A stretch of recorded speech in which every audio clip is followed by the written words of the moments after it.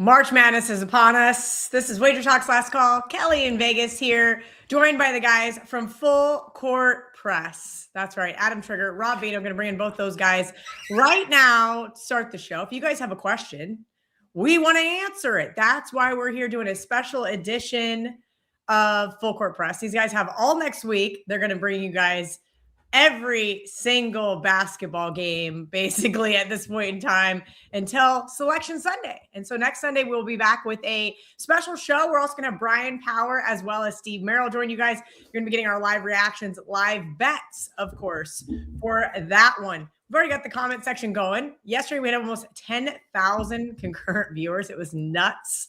Let's see if we can get half of that today. Yesterday, we were giving out all sorts of free stuff over there on Sportsmemo. Welcome in, guys. I did not have the greatest of Saturday. The sharp plays from the Westgate Superbook went 11, 15, and 1. I think they're starting to cool off at the wrong time for me. That is what it is. I do have a list from Art to Caesar that I'm going to drop here in the chat. Adam, before we get some of these questions answered, I have a handicapping question for you. As these conference tournaments starts to wind down, as there becomes more of a need, right, for teams to play or teams that have quit, how do you start to kind of handicap and sift through some of the situational things that go on here, right? We know VR comes on. He talks to me about power ratings. It's really easy when you're talking about the top 25 teams. Everybody's motivated, as we saw yesterday with Florida. A lot of people thought it would be a letdown spot, but they did cover every single number. I'm kind of just trying to figure out, like, Big 12 tournament starting, Big 10 tournament starting. Like, I think teams like K-State have absolutely quit. So why on planet Earth would I want to wager my money on them? But then the other guys are going to say, well, guess what, Kelly? We're betting numbers, not teams. Yeah, it has become really challenging at that level because so now you got to deal with, like, the guys that have one foot out the door. You know, where are they going next? What is the collective motivation of the team? Where's the coach going? Right. In a lot of instances, you know, that's all stuff that you really have to kind of gauge. You want to take it to just, and then you have, when you start playing 3 games in 3 days, just to go in a different direction. Like, I'll use the Winthrop High Point game today. That's a conference championship game that goes at the top of the hour. And you've got a scenario where Logan Duncombe has been playing on a broken foot, right? 16 minutes on Friday, 11 minutes yesterday. He theoretically will be trying to play his 3rd game in 3 days on a broken foot. And if he's not out there, that drastically changes the outlook for Winthrop in that game.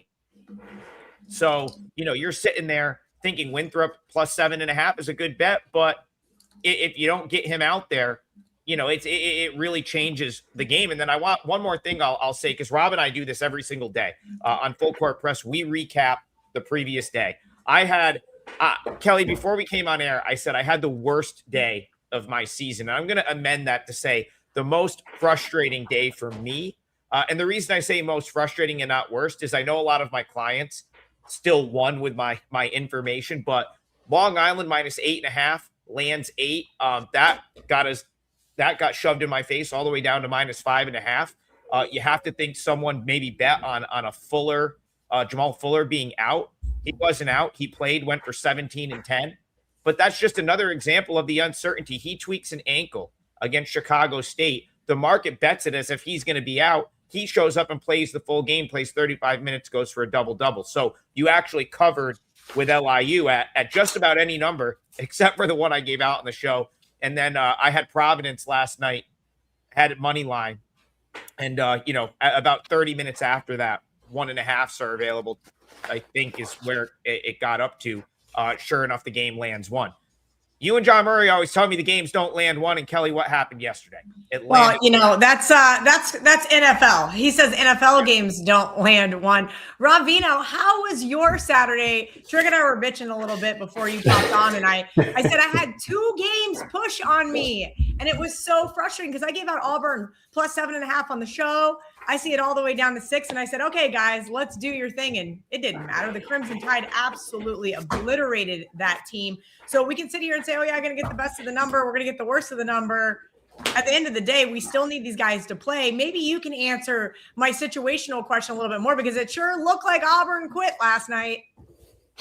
Well, let me just address the miserable play you were speaking of with Towson. Dear Lord. Yeah.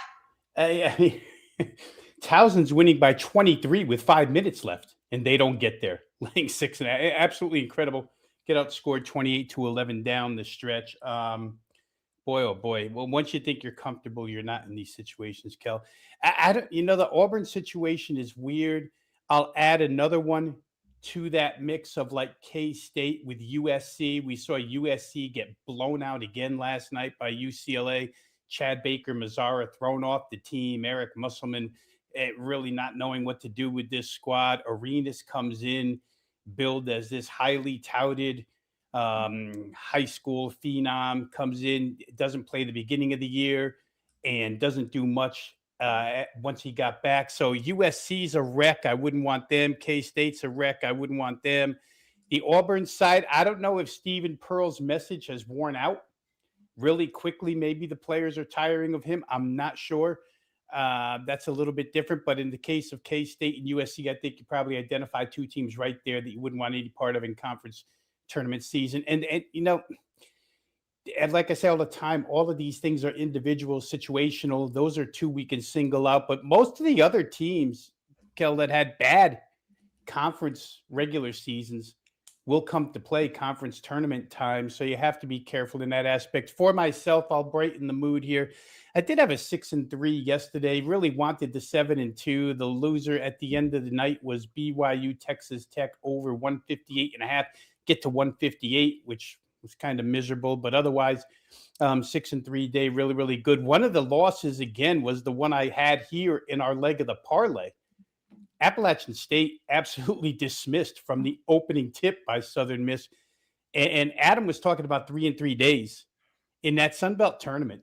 Two teams today, stairway to 7, Georgia Southern, 5th straight game, Southern Miss, 4th straight game. Georgia Southern, obviously, with a Nate Oates disciple as head coach, doesn't seem to be tiring whatsoever as the days go on. Ooh, yes. I would agree with that. Bill Sandoval wants to say, let's hit some of these 9 a.m. games. That's what we're going to do here for you guys. He's one of our Wager Talk insiders. To become a Wager Talk insider, wt.buzz/insiders. Okay, I've got my odds logic screen open. Lots of noon Eastern games. Actually, not really. There's only a handful today. Let's go. Let's just start with the obvious. Penn State, Rutgers. This does not look like an exciting game. Rutgers, a 4.5-point favorite there at the Superbook. Total 150. Talk to me about bottom of the barrel Big Ten basketball here, Trig. Is there any value here in this one? Sorry, I had myself muted. Good job. Being good for a change. I think I saw Penn State's going to be without one of their starters. I mean, I got to be honest. This was quickly crossed off my list today. These are two bad Big Ten teams. I do like the way Rutgers has played of late, Kelly. They had a nice win on the road at Maryland. They really impressed for a good portion of that game with Michigan State. Even battled back to make it 4.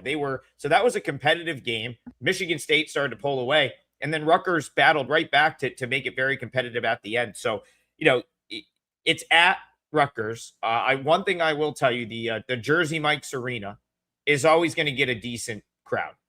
They, even when the team isn't good, they tend to show up there. This is the final day of the regular season. So this is a scenario where, for two bad, I guess you would call it bad teams, you think, okay, maybe this is an uninteresting game.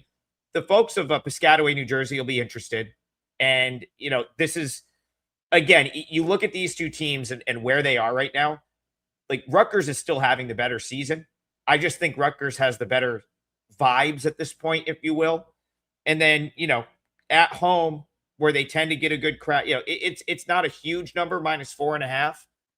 I think I'd lean toward Rutgers, but Kelly, this was a game that I quickly crossed off. Did not want any part of this game. All right, well, let's go down the list. Jason Jones wants to know UNC Wilmington versus Campbell. I've got my odds logic screen open, and it looks like NC Wilmington, good grief, is taking some money, now up to 8 from the opener of 7. And I think we may see an 8.5 because it's starting to get juice there over Campbell. We've seen some under money come in. Rob Veno, any opinion here on this noon Eastern tip? And now I got Rob Veno muted. Oh, how about I was trying to be good and mute myself? The dog was going crazy. Obviously with Campbell, guys, you're always looking toward over when they play. High scoring team. They played Wilmington twice here. Wilmington actually contained their offense pretty well. To get to the point of the money to the under, these 2 games during the season went 153 and 141. Wilmington, the best team in this league, but the problematic matchup that they had was William and Mary, which is very similar to Campbell in style, right? Just racehorse, greyhound, 94-foot wide open basketball. And Wilmington didn't put Campbell away in either of those 2 games during the regular season. Win by 3, win by 5. To me, it might be easy to look and jump on Wilmington here, but Wilmington seems to have a style problem with teams that are going to play wide open, fast break style basketball. William and Mary and Campbell fit that bill. So maybe plus 7.5 here. I didn't play it, guys, for those couple of reasons. Because Wilmington was pretty good about containing Campbell's offense this season, so I couldn't get to the over. And B, I somewhat lean Campbell here plus the points. Wilmington's clearly the better team. They just have trouble with this type of team. All right, let's keep it going with some of these other ones here. Tipping off early. We'll go to Anthony's question. Colgate, Lehigh. Let me get that odds loading screen back open here. Ooh, 1.5 Colgate open, now up to 2 in some spots, 2 juiced at a couple of prominent offshores. 147.5 was the opener, Trig. And under money coming in there. Question on some of these tournaments, as you guys mentioned, this team's on their 4th game, this team's on their 5th game, and so forth. Are we just seeing automatic under money? People are expecting tired legs here? So I'm glad you brought that up. It's important you know the difference between the conference tournaments. These teams are not on any sort of back-to-back because this is the Patriot League. They play on campus site. So all these games are spaced out. This is a home game for Lehigh by virtue of being the 2 seed. They actually won that tiebreaker by beating Colgate twice during the regular season. Kelly, both 1-point wins for Lehigh during the regular season. I'd be really surprised if Lehigh won this game. You know, this is one where I thought about Colgate. I thought about taking a Colgate money line. They do have what Lehigh does have going for them is that they're playing at home. They shot the ball incredibly well against Colgate during the regular season, over 50% from 3 in those 2 meetings. But if they don't shoot the ball well here, that's where I think it's going to take another, solid 40 to 50% 3-point shooting night for Lehigh, in my opinion, to have a chance in this game. On the other side with Colgate, Jalen Cox didn't play the finale against Navy, but he is back. He looked fine against Loyola. Actually had a great game. I believe 21 points on 7 for 11 shooting. Colgate won and covered in that game. Went way over. It was a game that Rob and I highlighted on Full Court Press earlier this week. If he's the most improved player in the Patriot League, Matt Langle from Colgate talked about losing Braden Smith last year and, how it was the first time he lost a player of that caliber before graduation because Colgate doesn't have grad school. So he's lost some 5th-year seniors at times. Jalen Cox was the guy last year that got thrown into the fire. Didn't have a great season, but he has matured tremendously. He's become arguably, he's one of the best players in this season. Certainly the best player in this league, not on Navy. I'll say that much about Jalen Cox. If he has a good game here and Colgate and Lehigh doesn't go nuts from 3, it is just very, very difficult to see Lehigh winning this game. So I lean toward Colgate on the money line. All right. I know the comment section keeps saying that these guys don't care about the Big Ten, but lots of people want to know about the Nebraska-Iowa game. We're going to save that for a little bit later in the show. We're going to kind of go down in rotation order here. This game starts at 2 p.m. Eastern. Rob Veno, Memphis, Tulane. Memphis short favorite here. Total 151.5. Yeah, I feel for Penny Hardaway. This season has turned into an absolute train wreck. Memphis now It's interesting, Kelly, because if you look at the metric websites of the world, the Ken Palms, Bartovics, etc., you'll find that Memphis's defensive numbers look pretty good. But you look at what they've done recently and you realize that those overall season numbers just don't account for current form, which in Memphis's case is absolutely miserable. Played a South Florida team total over against them the other day, cleared with ease. Tulane's off of an absolute beating against Temple the other night. This is a game that Adam and I talked about where I think the two of us kind of lined up, not with a play on the game, but with the thought that perhaps Tulane could get there against Temple. They were plus 5.5. They were never in the game. Congratulations to the guy in the chat who pointed out Temple that day. He was right, a little bit wrong on that one. Both of these teams, miserable. Ron Hunter hasn't been able to figure it out for Tulane. I mean, Rowan Brumbaugh is a nice player, but there's something about Tulane that looks a little lackadaisical. I wouldn't want either one of these teams, to tell you the truth. Total here sits at 151.5. Perhaps you can find some headway there with an over because, like I say, Memphis, among all of their other problems, has currently just stopped playing defense. So maybe a look at the over. All right, so I'm about to drop the sharp plays from Art to Caesar in the chat, but one of them is on this list, and I thought, are we really going to bet Temple? Like, oh, God, this looks awful. Temple is, they were plus 11.5, now down to 10.5. Some 11 still available on the odds logic screen, so definitely shop around. 153 is the total trig. Sharp money came in on the Owls, and they're one of those teams that just, it's kind of almost like hold your nose, close your eyes, and press the bet button.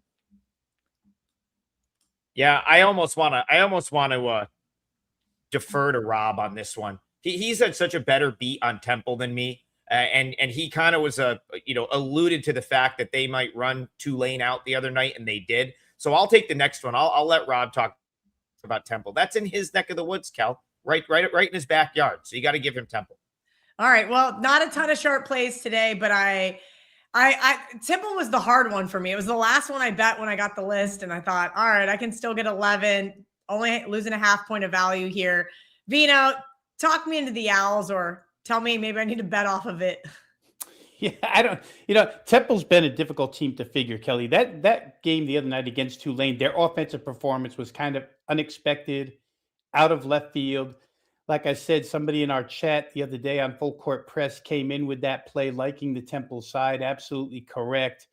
Not sure that I would have agreed there. But here's the problem for me with Temple is Tulsa is such a terrific shooting team, an offensive powerhouse inside the AAC.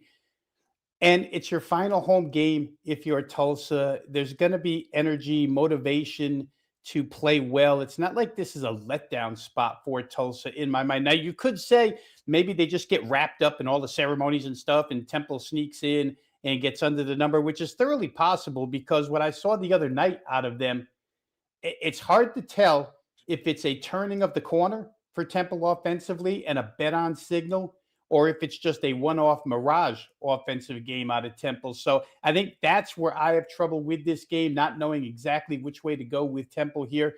But I tell you what, betting against Tulsa this season has not been that good of a thing to do. The points are excessive, though. Again, there's a lot of back and forth cases to be made here. I don't have a real firm opinion on that, so not going to talk anybody off what they like.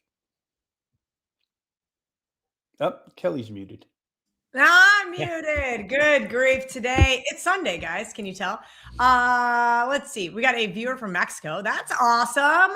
Poncho wants to know about Central Arkansas versus Queens, North Carolina. That was a fun moment on the Kelly and Murray pod a couple weeks ago that was my second guess of where they were, Trig. And I think I only knew the answer because it was a Queen City. But talk to me about this game. Central Arkansas laying 2.5. Yeah, this team. So the cool thing here is one of these two teams will go to the NCAA tournament for the first time. This is the championship game out in the Atlantic Sun. One of my losses yesterday was playing against Queens. I had Austin P. They were tremendous against Austin P's zone. I thought they were going to have trouble with the zone and what P would do to them. And they spread them out. They hit open shot after open shot. move the ball extremely well. And I kind of think that they could do that here to Central Arkansas. But man, the Central Arkansas team this season, anytime I've doubted them, they've won. I think they had a lot of doubters, to be honest with you. I don't think anyone had Central Arkansas up in the upper echelon of the Atlantic Sun coming into the season, but Cameron Hunter's just been so good for them. He, of course, started his career at Central Arkansas, went to Wisconsin for a year. I think he was hurt for a year in between there. He's back, and he's clearly just one of the best players in this league. He'll probably be the best player on the floor in this game. In my opinion, you've got the best player on the floor with Central Arkansas. I do think Queens sets up to maybe score some points here. If I absolutely had to, I'd play Central Arkansas because I just think best player on the floor, the way they've been playing, their ability to hit the three-point shot, I prefer that. But at 2.5, I've got this closer to pick. So it's not something I'm going to play at -2.5.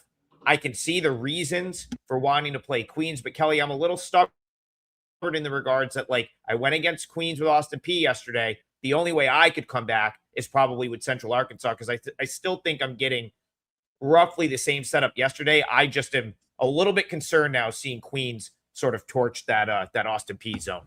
You know, it's part of my job hosting the show. And the guy that always says how much he hates me hosting is not here today. There's a lot nicer people in the comments on Sundays. They all hate me in the comments. So Kelly, they all hate me.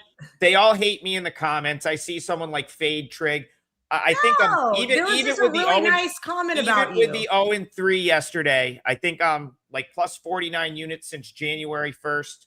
And they show up every day to listen to me talk about Central Arkansas. So it is what it is. One of the things, though, that I forgot to ask is, are we doing a parlay today? Yes. Parlay every day. We got to hit a couple of them because we're chasing we're right running now. Out of days, Craig. I'm going to let Veno go first, and then we're going to cover a couple more of these early games before we get into some of the, I'll say it, the sexier games on the slate: Nebraska, Iowa, Michigan, Michigan State. Oh, yes, Sienna. You were correct about Sienna yesterday. That was not one that I tailed. And I saw the score, and I was like, son of a – as soon as I saw they were up like 20, I was like, I knew it. I screwed myself. Weren't up 20 for long. They needed to hit free throws. I mean, yeah, so I might as well just talk about it. Someone in the chat just asked about it. So, yeah, Sienna got out to a big lead yesterday. Mount St. Mary's came roaring back, cut it to 1, I believe, 2 late, and it actually took a couple Gavin Doty free throws to close that game out and win by 5. What I said yesterday about Sienna, I think still holds true here. Antonio Chandler not going to play in this tournament. There are people that think Sienna should have to forfeit the season because they had an ineligible player on the roster, to which I would say, well, all these other schools like Gonzaga gave Tyon Grant Foster an extra year. Like, you have all these other schools giving guys like their 6th year. And basically, Kelly, this is a guy that came from D2 that they thought was going to have a year of eligibility, and clearly he doesn't, but no one said anything until like the last week of February. So he's now ineligible. He's out for the MAC tournament. As far as we know, Sienna is not going to have to forfeit the season, so they will get to play tonight. And the reason I'm bringing all that up, Cal, is I think what I saw last night was kind of what I alluded to on the show. That was a pissed off team that has been getting dicked around by the MAC all week with this whole ordeal. Like, this just magically came, someone realized this the first week in March. Like, this is something they could have probably figured out months ago. Takes out one of the best players, at least Antonio Chandler. He's not one of the best players on the team, but he's been one of the best players for Sienna down the stretch. And, I just saw what I saw last night was Gavin Doty willing to take over, just upset. He was the guy that lost out on MAC Player of the Year to Kavere Kennedy. Going into the season, I think many thought Doty was the best player in this conference. He has had 2 huge games this year against Fairfield. They split the regular season series, but again, something tells me that if they show up and they're ready to play, listen, Fairfield's been a great story. They turned around a nothing season. I think at one point they were like 1-6 or 1-7. They've been red hot, but I still think Sienna is the better of these 2 teams. Just like yesterday, Kelly, they're betting Fairfield. This is down to like Sienna -1.5. You can get a Sienna money line with the better team, or Sienna money line. They're still the better team. It's on a neutral court. It's a tough gym to shoot in. And I just think Sienna's grit and toughness wins out tonight, similar to the way it did last night. So, I think Sienna again. They got the money last night. I think they get the money again here. All right. Veno, welcome to the show. Hello, guys. I'm just laughing because I talk too much. Trig talks too much. And Veno just like, he's so good at this, just like understanding this craziness that is. There's people inside WagerTalk that think I talk too much, Kel. So I'm not exempt from that conversation. And I've been told that sometimes. I call it thorough. I like it. We want to hear what your leg of the parlay is. We're going to have you go first. So give us your leg of the parlay for today. And then there's a couple other early games I want to get to before we get to some of these late games. The reason why we're saving Nebraska, Iowa for the end of the show is because that's my parlay leg. All right, let's get it off to a good start then here, guys. I'm going to be a little bit specific with a play here, isolate a first half play. I'll just preface this by saying, when I first came to town in Las Vegas, 1991, the first voice I really heard in sports betting was the late, great Dave Malinsky, who I think was probably the best mind in this industry. And I think a lot of people agree with that. Probably to this day, I don't think I've met anybody who goes outside the box the way Malinsky did. I say that only because I'm going to play East Tennessee State today, minus 1.5 first half. If you want to money line it, you can do that too, for a couple of reasons here. First off, Western Carolina beat this team twice during the regular season. Western Carolina was plus 6.5, plus 9.5. East Tennessee State, fairly heavy favorites both times, lose both games to Western Carolina. Western Carolina yesterday, you want to talk about crazy statistical stuff. They played Mercer. They're plus 24 on the boards. They out-rebound Mercer 53-29, 25 offensive boards. 58% of the shots they put up, they rebounded themselves, scored 27 second chance points. They're good at that. East Tennessee found a way to negate that somewhat in the two meetings this season, despite the fact that they lost them both. But here's where I want to go, guys. For Western Carolina, they had the extremely late game last night. That game didn't end until about 11:40 Eastern time. East Tennessee State got their business taken care of at noon. These teams are basically structured creatures of habit. And in this instance, you have a Western Carolina team that played the late game, now has to come back on consecutive days, play against a team that was the best in the league this year. They finished first, East Tennessee State did, with double revenge. And Western Carolina, I use this angle in this game only, but not only did they play the late game, they lose an hour to the clock. Obviously, clocks got pushed forward last night. Western Carolina plays late, loses an extra hour of sleep, has to come back in the afternoon, play this team that has double revenge against them. I would think that if there's a moment where Western Carolina is not all there energy-wise, it would be to start this game. And I think Tennessee State's going to come out breathing, or East Tennessee State, going to come out breathing fire because they do have the double revenge angle. So I thought the price was right here. Kind of an outside the box thought on this one that was ingrained into the handicap, but I like ETSU minus 1.5 first half. And again, if you guys want to money line it, I wouldn't be objecting that either because the price is not that, that costly. Okay. Trig, I'm going to give you the option. There's a couple other early games, USF Charlotte or Northern Iowa UIC. Is there one of those that you have a stronger opinion on? No, those let me go to the. I'll take here. You know what? Let me take Boston U Navy because that's another early one, and that's one I have probably the strongest opinion on of the other early stuff. So again, we're going back to the Patriot League. What does that mean? We're on campus sites. Navy has been the best team in the Patriot League all year. They are the number 1 seed in the tournament. They will have home court throughout this tournament. And, I really thought they played one of their kind of worst games in memory on Thursday. Really let Bucknell hang around for a long time. Bucknell has a big man named Dories that has come a long way throughout the course of the season. He's a young guy. And he was able to go toe-to-toe with Aiden Kehoe. Bucknell had a great game plan for that game. And but the thing with Navy, and the reason I want to bring that up, I was on Navy in that game. That one didn't work out. They settled for a lot of just late. It was lazy shots, Kelly. It was a team that felt like they were going to show up and run them out of their own gym by 20. And, they were kind of pushed further back than they probably would have liked to have been on the 3-point line.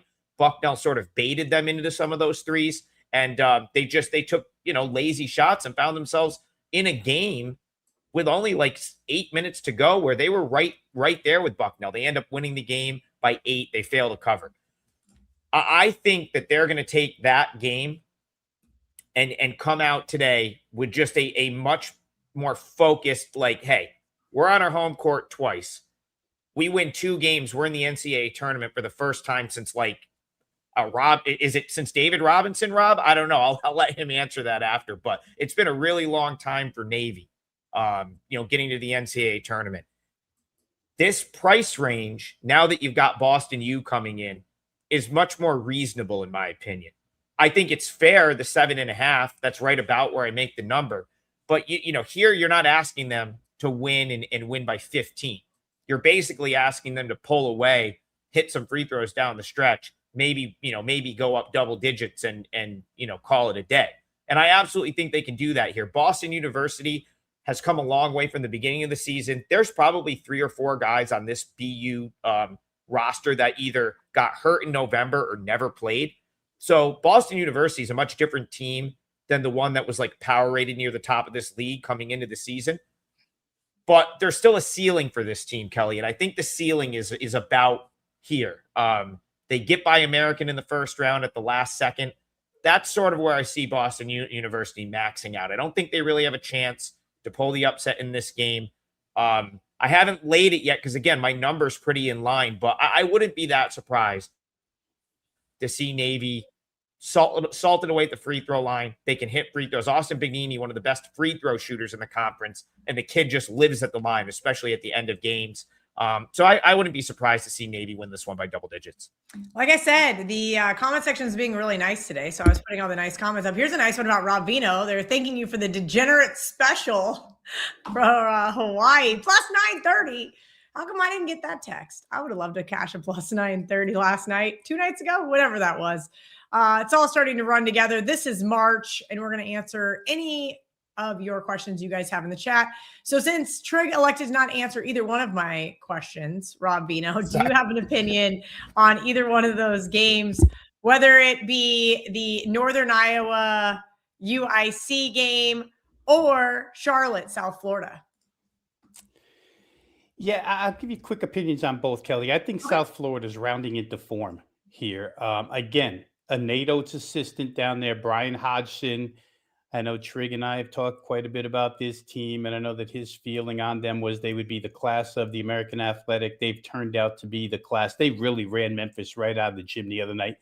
Charlotte's a team that wants to play slower pace, almost pedestrian, but they're really efficient offensively. South Florida, of course, fast pace, as fast as it gets inside that league. Just think of Nate Oates, as I mentioned, and you'll know how they play. So you're probably going to get points here. The question for me becomes, do I want South Florida to isolate them and play their team total over? Do I want to play full game over? I would leave that up to the chat, whichever way you think, but I would think some form of over works here in this game. South Florida really, like I say, rounding it to form. The other game, NIU against Illinois Chicago, and NIU is, or UNI, University of Northern Iowa. I got that wrong. NIU is Northern Illinois. UNI has really come on as of late. It's interesting. Yesterday, I had a number of them. They took 44 shots. That's all, 44 shots for the whole game and scored over 70 points. They shot insanely well. They are time clock consuming, methodical. UIC kind of the same way. They're going to play defense like Northern Iowa is. I kind of think Northern Iowa has second half of the season been the class of this league. I don't really want to lay it against Illinois Chicago, but I think if we had the proverbial gun to head, I would look at Northern Iowa here, an array of 3-point shooters. not necessarily the greatest defense, but I think their pace allows them to play defense well to limit teams' possession. So for me in that game, it would probably be a slight look at Northern Iowa. I just don't want to lay 3. I think the bettors got the best of the number already. All right, Adam Trigger. Yes. Can I answer a question in the chat that, like, because there's a conversation going on about High Point Winthrop, and that is a noon game. I think that's as good of a live betting opportunity as you could find. Here's the thing. So Logan Duncombe, the player I referenced earlier, has a broken foot. Okay. And basically the consensus was that we wouldn't see him in this tournament in the first game. Maybe we would see him at some point in the tournament. Now, they used him in the first game. That was shocking to a lot of people that follow this league and that are tuned into Winthrop basketball, was him playing in that opening round quarterfinal game. And he played phenomenal. Only played 16 minutes, but 20 points, 11 boards, as efficient of a 16 minutes as you're going to find. Yesterday, I don't think they really wanted to use him against Presbyterian. I think the idea was, let's give him the rest day because we want to get to the final. We need him in the final.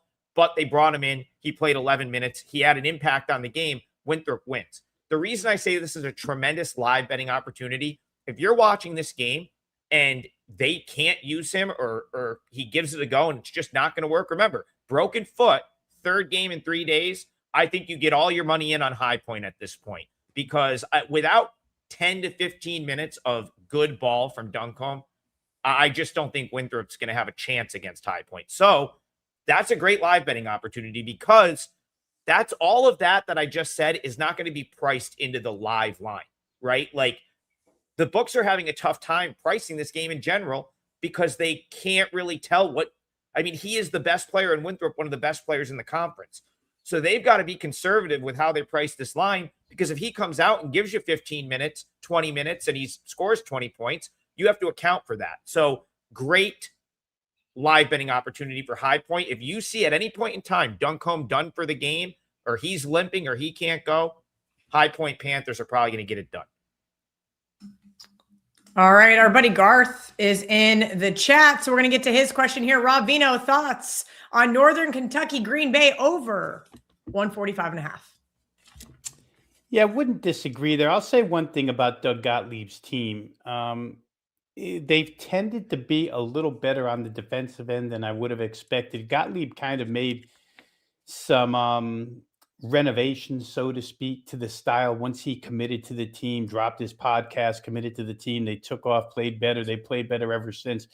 But it's not as up and down as it's been in the past. Northern Kentucky, on the other hand, extremely high scoring, extremely high paced. I think, Garth, to answer the question it's which side do you think can control the tempo of this game? I would say this, that number is in a range that's really attackable from an over standpoint because Northern Kentucky is involved in this game, and you'll probably get extension at the end in the form of free throw, make on the other end, free throw, make on the other end. So to me, it's the number more than the matchup that would attract me to over. Don't think I could bet under here. As good as I think Gottlieb has turned the team around, and especially on the defensive end, I don't know that they can stop Northern Kentucky from scoring enough to get over this type of number. So maybe I'd even look at Northern Kentucky team total. I think I would have reservations where that's concerned simply because this Wisconsin Green Bay team has exceeded expectations here. Like the play, Garth, wouldn't talk you off of it. I personally have not played it. Right. Let's keep going real quick. Actually, let's have Trig give his parlay leg because we only got about 20 minutes until the games tip off. We'll get to more of your questions, and then I'll give you guys my best bet for today before we get out of here. All right. Yeah, I'll do the parlay leg. I'm going to give a client play because I'm going to have multiple of them. So it's just that time of year. I always say during the college hoop season, because the volume's higher, can give a client play because there's so many of them. Can't do it during baseball because there's just not enough games, not enough plays. But I took Merrimack. I laid the 4 points. And so if you're in AC, I'll be at this game. This is the Boardwalk Hall MAC tournament. Merrimack Marist is first. Sienna Fairfield is second. Reason I love Merrimack in this spot, Kelly, these two teams played twice during the regular season. Merrimack won those games by a combined 38 points, 13 in Poughkeepsie, 25 up in North Andover. The reason they won those games is because Marist just simply does not have the shooters to do anything against Joe Gallo's zone defense, which is as good of a zone as you're going to find at the low major level. Okay, so unless Marist just randomly found shooters out on the AC boardwalk or the strip, or they found them walking around town, I don't see how they come in and do any better in this matchup. And then you want to top that off with the fact that Boardwalk Hall has now, since 2020, Kelly, been a under venue. You know, everyone wants to talk about Arch Madness in the Missouri Valley, every game going under. Wait till you see the 30 for 30 on unders at Boardwalk Hall about 5 years from now, when we've got a 10-year sample of this building, because the MAC is not full with like great offensive teams. And this venue has proven very difficult to shoot in. They've been there since 2020. They're, at 5-2 to the under this year. It's every year they struggle to shoot there. So essentially what you're going to have is a Marist team that's going to be tasked with beating a zone that they can't beat in a building that's very difficult to shoot. On the other side, you have Kevier Kennedy, who just won Player of the Year in the MAC. He's Rookie of the Year, Player of the Year, first person to do it in like the 43-year history of the league. Guy is just an absolute bulldozer. He's going to have the ball in his hands. And what he can do is get downhill, get to the free throw line. Both of these teams are elite free throw shooting teams, top 10 in the country, Marist and Merrimack. But the difference here is, Kelly, one of these teams is going to get to the line and one is likely not. The team that's going to get to the line is Merrimack. Kevier Kennedy is impossible to keep away from the rim. He will will himself there, and if you don't give him the rim, he's probably going to draw a foul. I think that ends up being the difference in the game. And you only have to lay 4, and this just feels like a game, like, honestly, the knockout punch ability of this Merrimack team to just not allow you to score for like 4 minutes and then drop a 15, 16, 17-0 run on you. It's been going on all MAC season. Even if you don't get that, you probably get Merrimack at the line to close this game out and win by 4 or more. So I laid -4 Merrimack. I think they just bludgeon Marist today. I don't think it's going to be close. All right. Merrimack for Trig today. Premium client play he's given out here.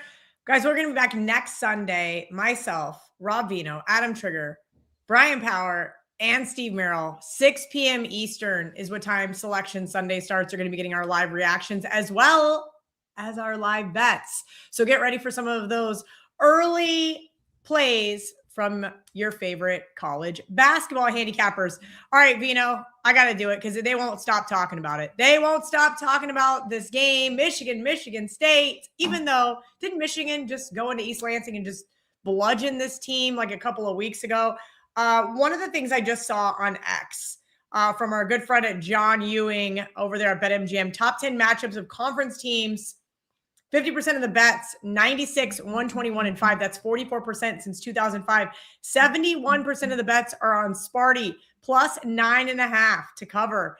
Square dogs always make me a little apprehensive. Talk to me about another Big Ten matchup.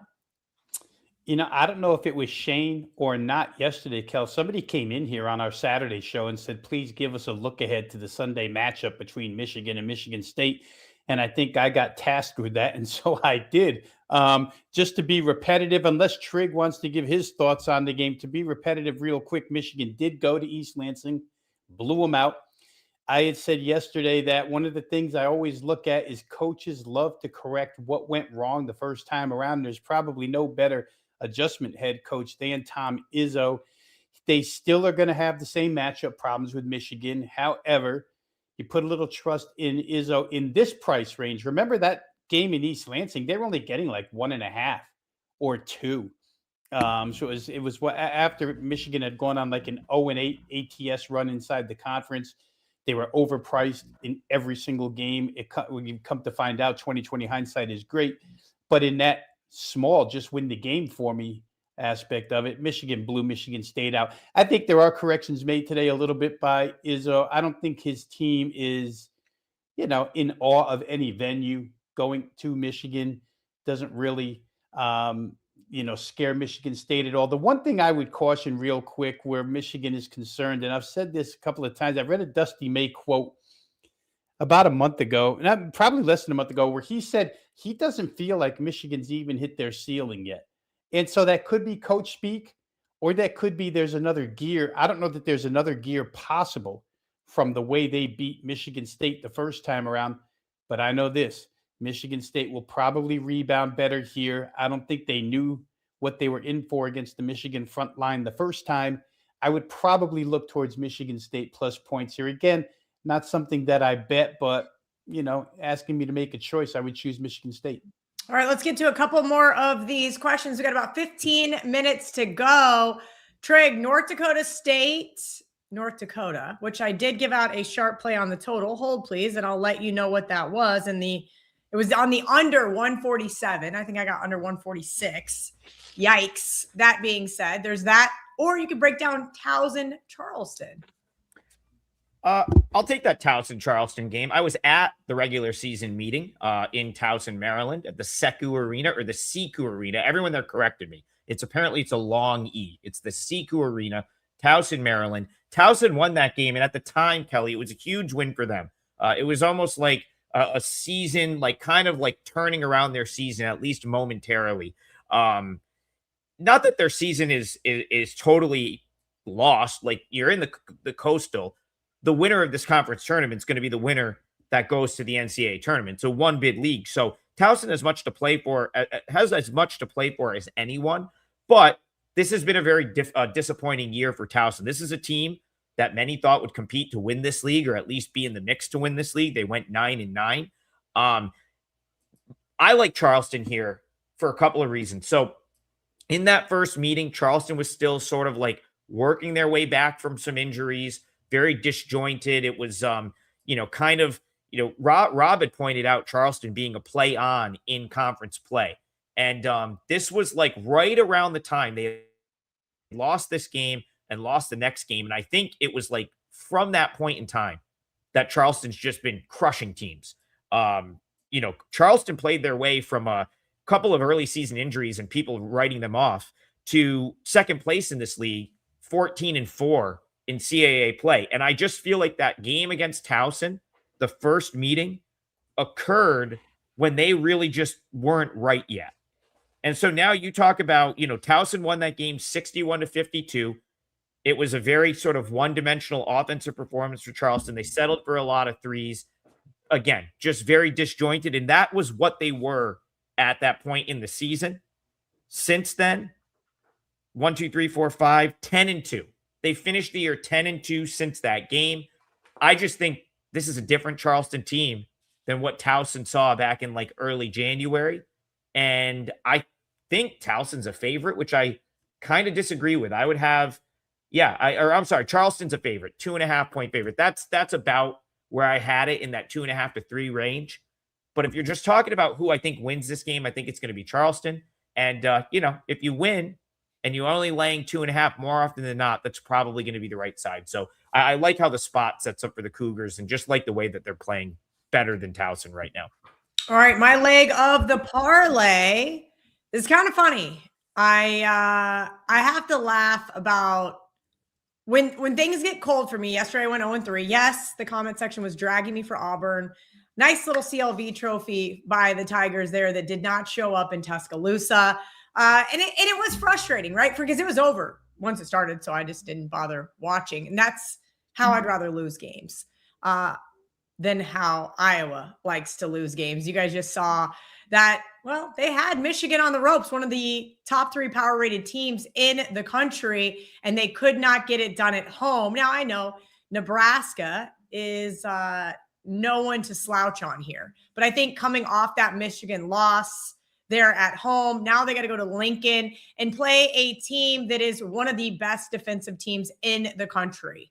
It's going to be one of those spots where I just don't love Iowa. I don't like their pace of play here. I don't like how they match up here. They don't hit their 3-point shots. I think Nebraska is one of those offensive teams that if we see them get some boards and hit their free throws down the stretch, this one's going to get ugly, and it's going to get ugly late. Lay the 6. I'm looking at the odds logic screen. You can still find some 5.5s. Find some 5.5s. 6. Do not lay 6.5 because there is a 6.5 right now at the Hard Rock here in Florida. The lone one. Those bastards. They're begging you for some Iowa money, and I'm not giving it to them. I like the Cornhuskers here, and we're going to lay it with them in Iowa, losing that Michigan game twice. I was on Iowa. We gave it to you from Art to Caesar, if you guys remember, and I thought they might win that game outright. They did get the cover, but no money line cash. All right, let's see what else we've got here in the comments section. Classic. Here you go. Flat spot for Iowa. You are absolutely right. And I did see something on Twitter earlier, 0-9. I know our good friend Ski Profit likes to do the Killer Sports SDQLs.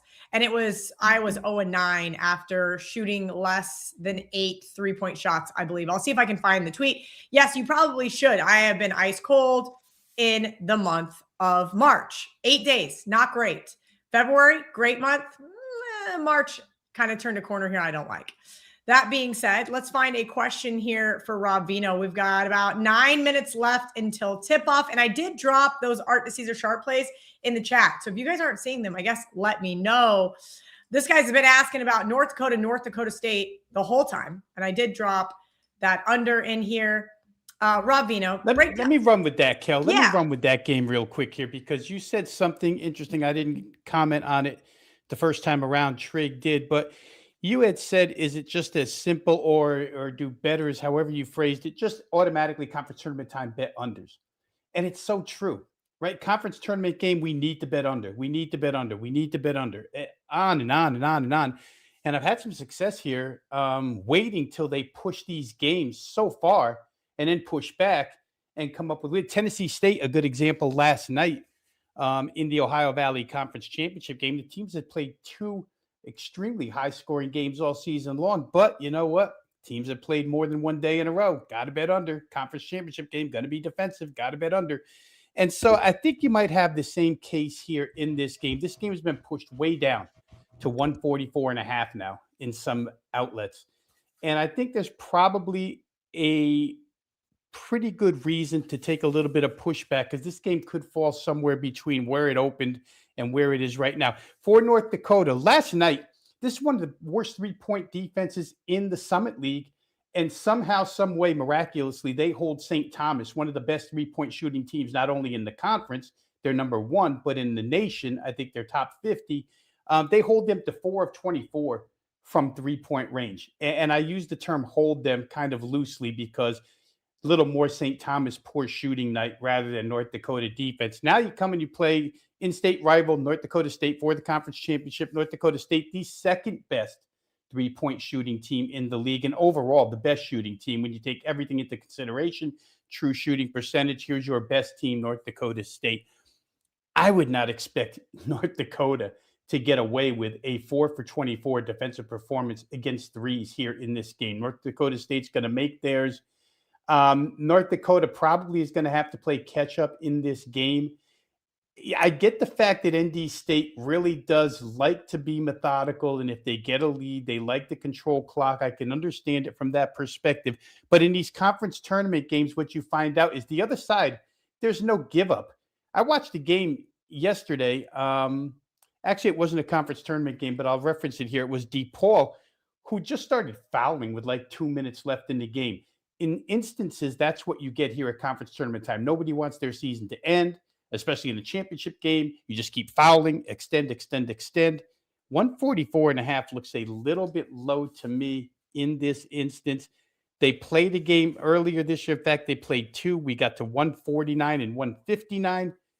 I just think maybe it's been pushed a little bit too far downward now, and now's a pretty good opportunity to hop in and try an over. All right, let's hit a couple more of these if you guys have anything. Yeah, look, Big Ten overs yesterday. Veno's correct about some of these.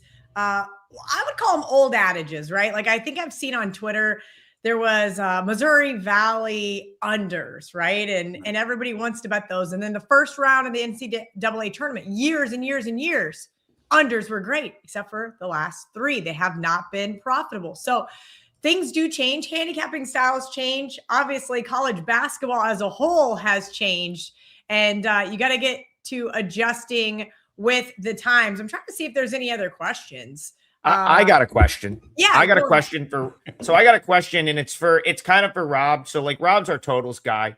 I really don't handicap totals in the sense that like, it's just not my style of handicapping. So when I get a total take, I'm always excited to give it to Rob on our full court press show to see if I'm onto something or not. And, we were talking unders a second ago in conference tournaments, but this is an over, in my opinion, that makes like all the sense in the world. So I want to see if Rob agrees or disagrees. So you have Georgia Southern playing Marshall tonight out in the Sun Belt tournament. The Stairway to 7 or whatever they're calling it, the ladder format. And I always thought, listen, as teams start to get tired or fatigued, it's always the defense is always going to go first, right? Like when you got the ball, you're not tired. If you get the ball in your hand, suddenly you're no longer tired. It's the defensive end where you're a little bit tired. But Georgia Southern's been shooting the lights out. And of course, they're the teams that has played multiple games. Rob, Marshall, since Matthew Van Komen has been out, has sort of been a sieve defensively. You and I kind of have discussed this on our show quite a bit because he's been out for weeks now. Does that game just fly over, or is there something I'm missing in that one? It's flown over twice, Adam. I mean, they played 2 times this year. You get 181 and you get 188. And for what it's worth, just talking about in general, Sun Belt Conference totals, you realize they've been playing for like 6 days now. There hasn't been one game played under 157. Everything's been 157 or higher, which includes the Georgia Southern team. The other night, guys, Georgia Southern took 52 shots from the field. 44 were threes. They only took 8 2-point shots. It's crazy. Yesterday, they adjusted a little bit. But again, we're talking about a Nate Oates assistant who, in this case, his team is playing their 5th game in 5 days. But I'm kind of the opinion that this team is conditioned to do so. Yeah. It would be like saying, do you trust Alabama to play 5 games in 5 days? Of course I do, because that's what they're conditioned to do. They play that style. So Georgia Southern has not run out of gas.